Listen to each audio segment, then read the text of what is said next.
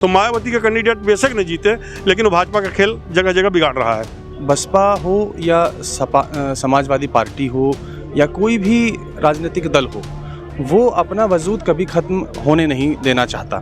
सभी सीटों पे ज़्यादातर मुझे लग रहा है कि इस बार मुकाबले कड़े हैं। तो सीधा मुकाबला मुझे बीजेपी और आप गठबंधन के साथ ही नज़र आ रहा है।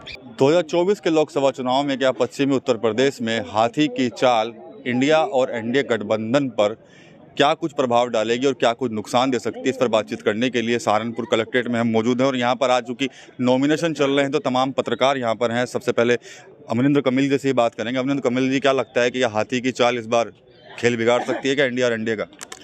देखिए, हाथी की जो चाल है इस समय वो खेल बिगाड़ने वाली ही है। हाथी इस रफ्तार में नहीं है कि वो औरों को कुचल कर आगे चला जाए।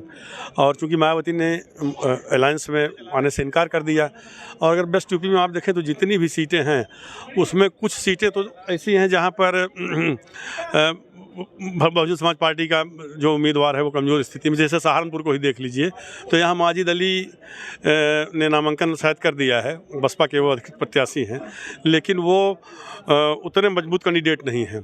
लेकिन और जगहों पर जो जातीय समीकरण है, जैसे कि आप मुजफ्फरनगर में देखिए तो दारा सिंह प्रजापति को मायावती ने अपना कैंडिडेट बनाया है, और मुजफ्फरनगर सीट पर करीब 1.5 लाख प्रजापति हैं, और इसके अलावा करीब 3 लाख दलित हैं। अगर मुसलमानों के समझ में आ जाता है, मुस्लिम मतदाताओं पर डिपेंड करेगा कि अगर वो दारा सिंह प्रजापति की तरफ मूव करते हैं तो भारतीय जनता पार्टी को वहाँ पराजय का सामना करना पड़ेगा, क्योंकि वहाँ संजीव बालियान जो बीजेपी के कैंडिडेट हैं और जो सपा कांग्रेस के कैंडिडेट हरेंद्र मलिक साहब हैं, वो पहले भी सांसद रहे, विधायक रहे, तो उनका भी अपना कद है। दोनों में मतलब जाट मतदाताओं में बंटवारा होगा। मुजफ्फरनगर बड़ी हार्ड सीट है, जबकि वहाँ 1.5 लाख ही जाट मतदाता हैं।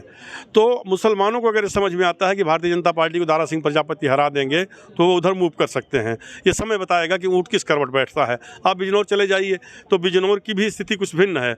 मायावती ने भाजपा के कोर वोट बैंक में सेंधमारी की है एक तरह से। जैसे आप देखिए कि बिजनौर सीट पर चंदन चौहान को बीजेपी ने उतारा है, जो संजय चौहान के बेटे हैं, मीरापुर से विधायक हैं संजय चौहान, और राजनीति में उनका बड़ा कद है। तो इन्होंने चौधरी विजेंदर को, जो जाट समुदाय से आते हैं, उनको मायावती ने बिजनौर से उतार दिया है। तो जाहिर सी बात है कि वहाँ भी भाजपा के कोर वोट बैंक को बहुजन समाज पार्टी का उम्मीदवार प्रभावित करेगा। इसी तरह से बागपत में आप देख लीजिए, अगर इन्होंने राजकुमार सांगवान पर चूँकि रालोद के कोटे में दांव लगाया है, तो दूसरी तरफ बीएसपी ने वहाँ गुर्जर प्रत्याशी उतार दिया है। तो ये हर जगह, अब मेरठ को भी देख लीजिए तो मेरठ में देवव्रत त्यागी को भी एसपी ने उतार दिया है। त्यागी समाज को पश्चिमी उत्तर प्रदेश में किसी भी सीट से टिकट नहीं दिया गया। वो जो पहले कांग्रेस में थे आचार्य प्रमोद कृष्णम, उन्होंने प्रयास किया था, वो भाजपा में भी आ गए, मोदी को बुलाया अपने यहाँ, बड़ा भव्य कार्यक्रम किया, लेकिन अंत में उनको भी दरकिनार कर दिया गया। तो देवव्रत त्यागी को, जिसे मेरठ सीट पर कम से कम 10% त्यागी समाज के लोग हैं, तो देवव्रत त्यागी को बसपा ने अगर अपना कैंडिडेट बनाया है तो त्यागी समाज जो पश्चिमी उत्तर प्रदेश में कहीं 7% कहीं 10%, उनको भी वो प्रभावित करेंगे। अभी से कैंपेनिंग चल रही है, आप देखिए तो सोशल मीडिया पर देवव्रत को लेकर खासतौर से त्यागी समाज बहुत मुखर है। तो कुल मिलाकर पश्चिमी उत्तर प्रदेश में बहुजन समाज पार्टी ने उन कैंडिडेटों को दिया है वोट, जो वो उतारा है मैदान में उन उम्मीदवारों को जो भाजपा के कोर वोट बैंक में सेंधमारी कर सकते हैं। तो एक तो मायावती इस खोल से बाहर निकलना चाहती हैं, जैसे उनको कहा जाता था कि वो भारतीय जनता पार्टी की बी टीम है, तो इसके बहाने मायावती एक संदेश देना चाहती हैं कि भारतीय जनता पार्टी की बी टीम नहीं है बहुजन समाज पार्टी, और वो किसी से गठबंधन नहीं करेगी, अपने दम पर चुनाव लड़ेगी। तो मैं एक उदाहरण देना चाहता हूँ, जैसे कल्याण सिंह जब भारतीय जनता पार्टी से बगावत किए थे तो उन्होंने राष्ट्रीय क्रांति दल बनाया, और बुलंदशहर में एक सीट है सयाना, केवल एक सीट ही वो जीत पाए, लेकिन पश्चिमी उत्तर प्रदेश की तमाम सीटों पर बीजेपी को हार खानी पड़ी और लंबे समय तक बीजेपी को बनवास झेलना पड़ा। तो मायावती का कैंडिडेट बेशक नहीं जीते, लेकिन वो भाजपा का खेल जगह जगह बिगाड़ रहा है। ठीक है, शिवमणि त्यागी यहाँ पर है। शिवमणि जी, अभी 2 दिन पहले ही बहुजन समाज पार्टी ने लिस्ट जारी की थी, उसमें कहीं ना कहीं दिख रहा था कि जो 2007 में मायावती का एक फॉर्मूला था सोशल इंजीनियरिंग का, सबको साथ लेकर चलने का, उन्होंने ब्राह्मण भी उतार दिया, वैश्य भी उतारे हैं, श्रवण भी उतारे हैं, और त्यागी समाज से भी उन्होंने टिकट दिए हैं। तो क्या लगता है कि ये जो समीकरण बना रही है मायावती, तो एनडीए और इंडिया को क्या नुकसान होगा इस चीज़ से?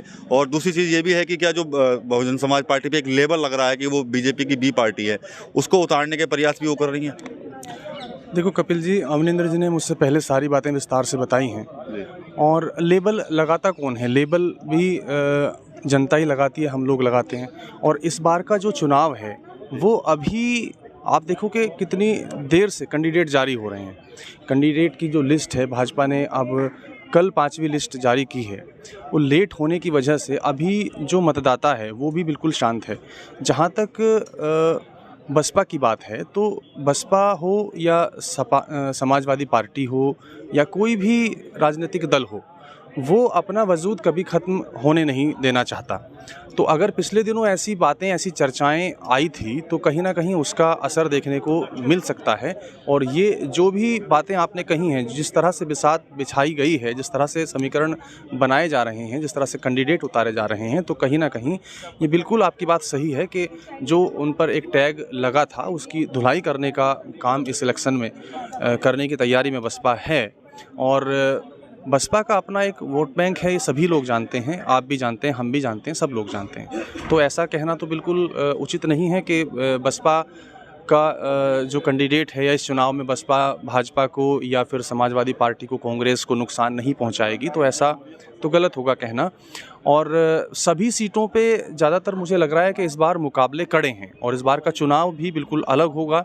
जनता का मूड कैसा है, ये अब अगले 2 दिनों में चीज़ें सामने आना शुरू होंगी। तो अभी कुछ भी कहना जल्दबाजी होगी, अतिशयोक्ति होगी। और मुझे लगता है कि ये केवल कयास लगाए जा सकते हैं, ऐसे संकेत जताए जा सकते हैं, लेकिन अभी कुछ भी कहना बहुत जल्द हो जाएगी। अब 2 दिन बाद जो पिक्चर हैं वो धीरे धीरे सामने आना शुरू होंगी और क्या माहौल चुनाव का बनने वाला है, ये 2 दिन बाद हमें चीज़ें क्लियर होंगी। तो कहीं ना कहीं जो बहुजन समाज पार्टी है वो एनडीए और इंडिया को नुकसान ज़रूर पहुंचा सकती है। जिस तरह से उन्होंने अपना एक फार्मूला तैयार किया है, जगह जगह जो अपने प्रत्याशी हैं सभी समुदाय से उनको भागीदारी दी जा रही है। कुछ और पत्रकार यहाँ पर हैं, उनसे भी यहाँ पर बातचीत करेंगे हम। यहाँ पर तमाम जो पत्रकार हैं, आज नॉमिनेशन हो रहा है तो उसकी वजह से कलेक्ट्रेट में ही मौजूद हैं। तो सचिन चौधरी जी यहाँ पर हैं, उनसे एक छोटा सा सवाल ले लेंगे। सचिन जी, ये बताइए कि जो बहुजन समाज पार्टी ने तो लिस्ट जारी की है, तो कहीं ना कहीं एनडीए के लिए भी वो चौंकाने वाली लिस्ट है और इंडिया गठबंधन के लिए क्या टेंशन बढ़ेगी इस लिस्ट से, इन प्रत्याशियों से?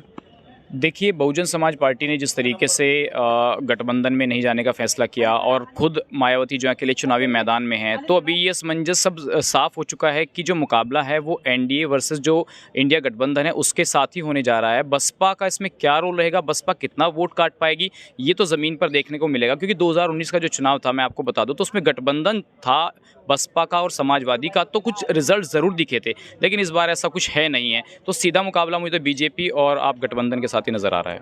लेकिन कुछ पत्रकारों से हमारी बातचीत हुई है तो साफ तौर पर ये भी कह रहे हैं कि कहीं ना कहीं जो मायावती ने अपना सोशल इंजीनियर का फॉर्मूला निकाला है, कहीं ना कहीं वो गठबंधन और एनडीए को टेंशन जरूर देंगी, कहीं ना कहीं उनका वोट जरूर काटेंगे। देखिए, बसपा का जो पेट वोटर है वो हो सकता है उसके साथ जाए, लेकिन अब उसको भी समझ में आने लगा है धीरे धीरे कि मायावती प्रधानमंत्री की कुर्सी तक पहुंचने में काबिल नहीं हो सकती। जब वो उत्तर प्रदेश में नहीं काबिल हो पा रही हैं तो देश की राजनीति में कैसे जाएंगी।